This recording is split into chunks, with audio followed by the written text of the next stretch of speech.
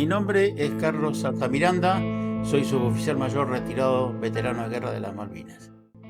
En el año 82 me desempeñé como mecánico y técnico aeronáutico en los aviones Mirage y era lo que se dice el mantenimiento exhaustivo en situaciones difíciles y complejas como fue la guerra.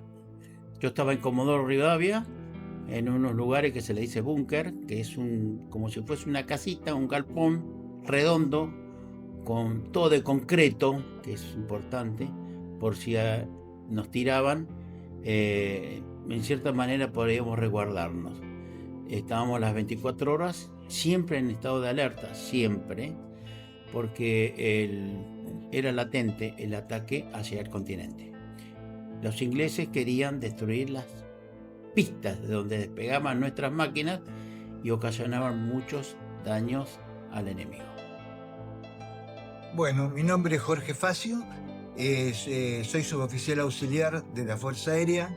Mi especialidad era fotografía aérea, o sea, nosotros hacíamos relevamientos de topografía, pero además especializado en el aviones caza, como el Mirage, que es un avión caza interceptor, que era que iba al ataque y tenía una cámara filmadora, una registradora de puntería que se llamaba cine ametralladora y era la que filmaba todo lo que el piloto veía.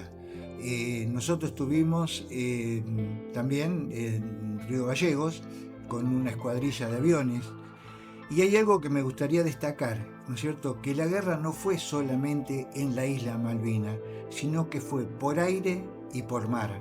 En nuestro caso, por aire, para que los aviones salían desde el continente.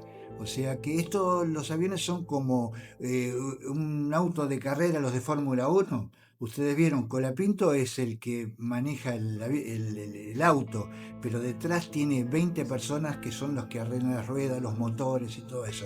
Eso era lo que hacíamos nosotros. Desde el continente salían los aviones a atacar hacia la parte donde estaba Malvinas. Recuerden que Malvinas era muy chico. Había aviones dentro de Malvinas, los Pucará, pero no era mucho lo que podían hacer porque estaban ahí sobre los mismos barcos a muy poca distancia. En vez nosotros podíamos hacerlo mejor porque estábamos más alejados desde el continente. Yo soy un estudiante del curso de quinto año y mi nombre es Fabián. Bien, muy bien. Hola, bienvenidos. Gracias. Me llamo Samara, soy estudiante de quinto año y les doy la bienvenida. Gracias por el tiempo que nos están dando para hacer las entrevistas. Gracias. Bueno, gracias. Bueno, hola, gracias por tomarse el tiempo de venir y todo, de compartir todas sus experiencias. Yo soy Lucía, soy, también alumna, estudiante de quinto y subdelegada. Muy bien. Hola, bienvenidos, obviamente. Soy Gracias. Leonel. Muchas gracias por el tiempo que nos dan, obviamente, para aprender más de ustedes y todo eso. Tengo 17 años, soy también estudiante de quinto, soy compañero de ellos. Y nada, ahora le queremos hacer unas par de preguntitas. Bueno, perfecto. Perfecto. Muy bien. ¿Pasaron por algún tipo de estrés postraumático? ¿Qué tenés? Digamos que sí. Sí. Porque la situación fue difícil y se hizo más difícil al regreso, cuando volvimos. ¿Te llegan, Sí. ¿Te llegan fragmentos o recuerdos de la guerra? Sí. Son cosas que no las vamos a olvidar, porque fue una experiencia única. Vos pensás que la Fuerza Aérea Argentina, el 1 de mayo de 1982, él realiza su bautismo de fuego. Era un arma relativamente joven, donde San Martín lo ejerció cuando estuvo a cargo del ejército y cruzó la cordillera, lo hizo Brown con las fragatas sobre el mar, y la Fuerza Aérea no tenía un bautismo de fuego. Y sucedió el 1 de mayo de ese año. Así que para nosotros es una fecha muy, muy importante. ¿Pudiste hablar de lo sucedido en ese momento? Perdón, Tipo, en el momento en el que estaban en la guerra. si pude Hablar de lo sucedido. hablar de lo sucedido, Sí. esta la vamos a repatar entre ambos, porque acá él O sea, pregunta...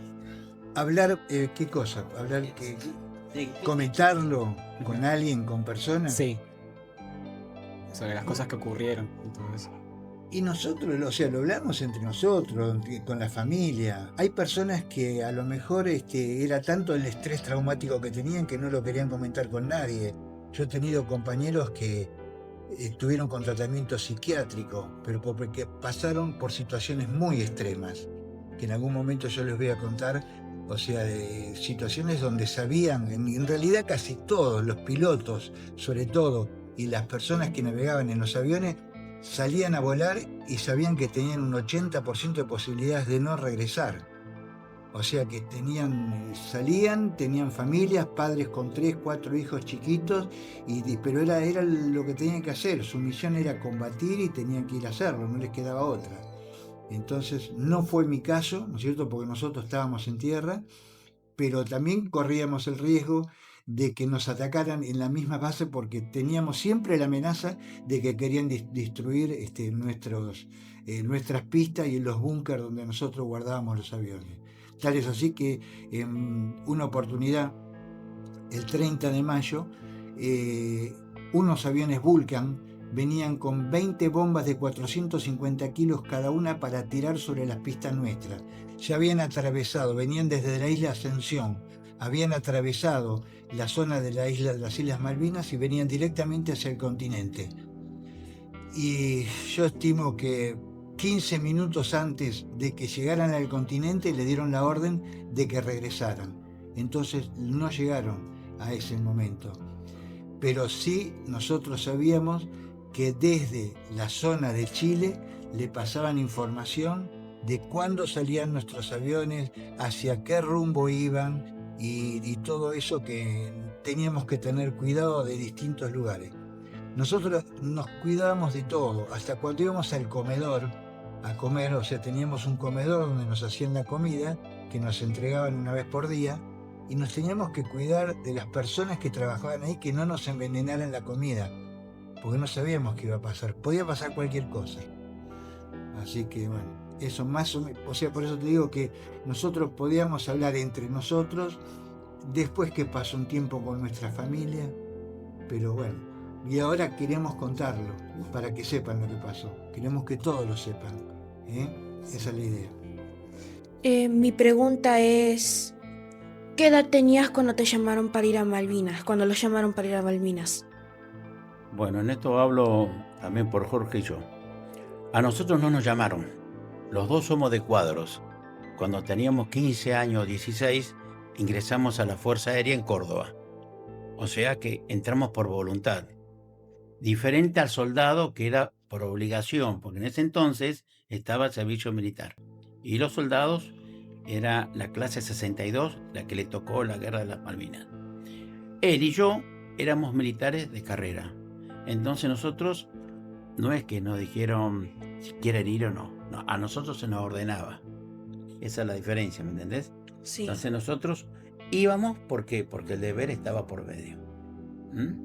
Y cada uno sabía a qué íbamos, a dónde íbamos y las funciones que íbamos a cumplir. Las mismas que hacíamos acá, las hicimos en el sur.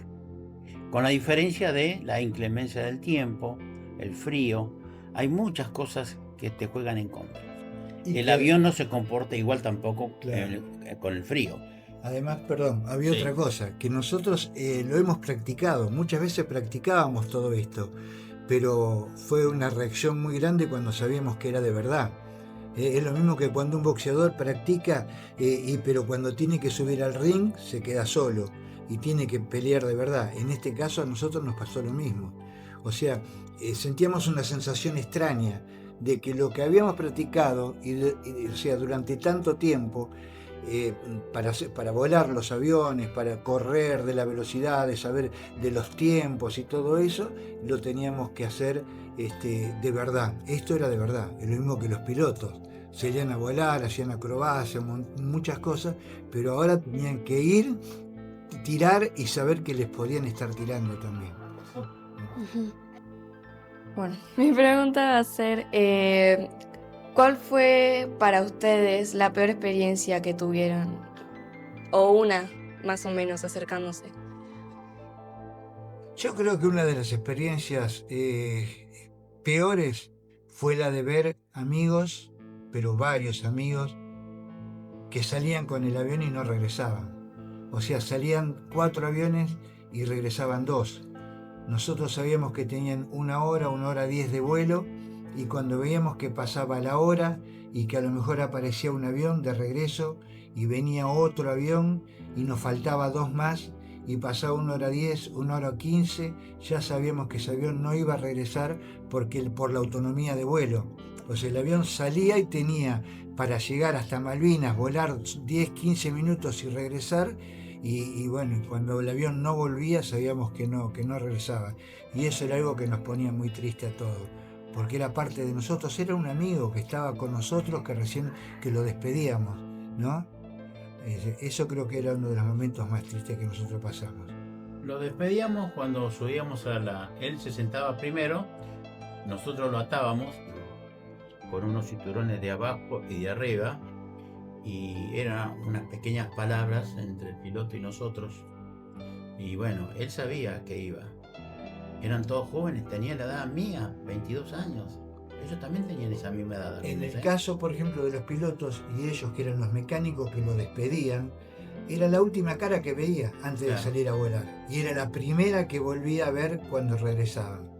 Normalmente cuando regresaba el avión estaba el piloto, ¿no es cierto? O sea, regresaba el piloto y estaba el mecánico, y en algunos casos estaba yo u otros compañeros míos con el tema de la cámara filmadora, porque cuando aterrizaba le colocamos una pequeña escalera que se saca y se pone, se abría la carlinga, o sea, la cabina, una cúpula, y cuando se abría la cúpula salía como un humo adentro de la transpiración, que estaba todo mojado el piloto, de los nervios, ¿no es cierto?, de la adrenalina, de un olor rancio que tiene la adrenalina, que nosotros ya lo conocíamos cuando venía, y los nervios, y el piloto como que descansaba de que regresaba, y que sabía por lo menos que tenía un día más de vida, ¿no es cierto?, porque a la tarde o al otro día tenía que salir de vuelta. Entonces yo sacaba la cámara, me bajaba, subía el piloto y el mecánico, y lo desataba. Al piloto le sacaba el casco, lo desataba y bajaba. Mientras el piloto anotaba las novedades del avión, cómo le fue, y contaba a los mecánicos la parte técnica, yo ya tenía revelada la película para que él con esa película fuera a la sala de la parte de inteligencia, donde estaban los jefes de escuadrilla, donde estaban otros pilotos, para ver con quién fue, a dónde tiró, qué es lo que hizo, ¿no es cierto?, a qué avión, a qué barco atacó. O sea, tenían la película ya para proyectarla y verla. Ahí está. Muchas gracias. Bueno, mi pregunta es que si era verdad que ahí en el campo, o por así decirlo ahí, hacía tanto frío como decían. Más así. Más. Más de lo que te puedes imaginar. No, más. Hacía, Te corta el frío. Sí. Hiere el frío. Claro. Te anula. Sí, sí. Te anula directamente, por más que use guante. Con guantes, por empezar, no puedes trabajar. Porque había tornillos Chiquititos, que tono. agarrarle, entonces con los Entonces, guantes. Con guantes Sí. posible. Nos calentábamos las manos con un equipo que generaba 28 volts, Howard, le decíamos nosotros. Entonces nos poníamos atrás, nos calentábamos y después no. Aparte, no te olvides que era un avión que estaba 20 grados bajo cero, al aire libre. Impresionante. Vos lo tocabas y te rebalaba, Sí. te quemaba la chapa, te quemaba la piel. O sea La que cara, todo. tocar la chapa te quedas pegado. Te quedas Sí. pegado. Ese es el problema, te quedas pegado. Sí. Y no Es- podés hacer, bueno, pero el frío es tremendo. Y, Pleno julio, y nosotros casi todos los días teníamos que estar a las 6 de la mañana ya o sea, en la pista con los aviones. Había un avión en pista que estaba listo para salir. Un piloto sentado dentro del avión para cuando le dijeran poner en marcha, y a los 2 minutos ya estar carreteando para salir. Y los mecánicos al lado, o sea, en unas carpitas, unas pequeñas carpas, pero que hacía un frío es para terrible. sentarse nada más. Claro. Del viento. Pero no se olviden que cada avión a veces necesitaba por lo menos 10 o 15 mecánicos que iban a hacerle las inspecciones previas al vuelo para que todo funcionara. O sea, cada mecánico tenía una parte dentro del avión y trataba de que eso funcionara.